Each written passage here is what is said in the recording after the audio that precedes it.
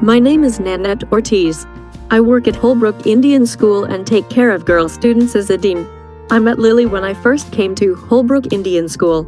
The 17-year-old girl immediately adopted me as her grandmother. She was eager to help me around the dormitory. I clearly remember another question that she asked me at the beginning of the school year. "Do you know that I had to be put on a contract twice last year?" she asked. What was she talking about?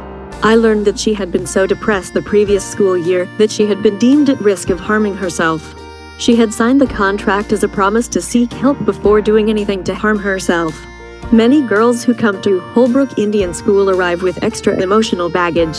They have experienced many forms of trauma even at an early age.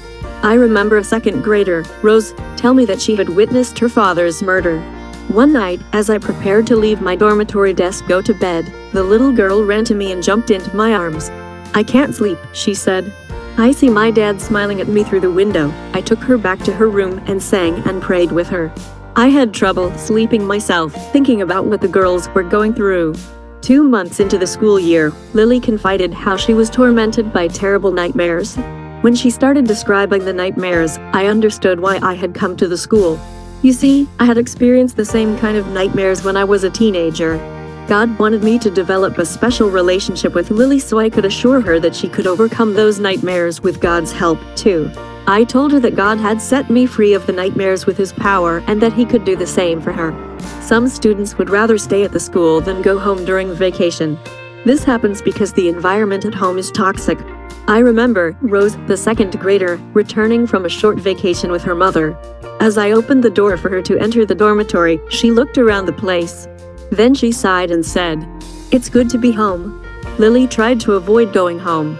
To this day, I do not know what kind of trauma she had experienced that had inflicted so much emotional harm.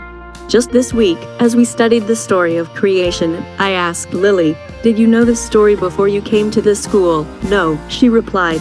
"What about the Bible? Did you see a Bible at home?" She shook her head. The first time that she had seen a Bible was when she came to Holbrook Indian School. The math teacher always starts his class with a little devotional, she said. Just today, he made us think when he told us how things can't come up out of nothing. There needs to be a creator. The conversations with Lily and the other girls remind me of 1 Corinthians chapter 3 verse 6, where Paul says, "I planted the seed, Apollos watered it, but God has been making it grow."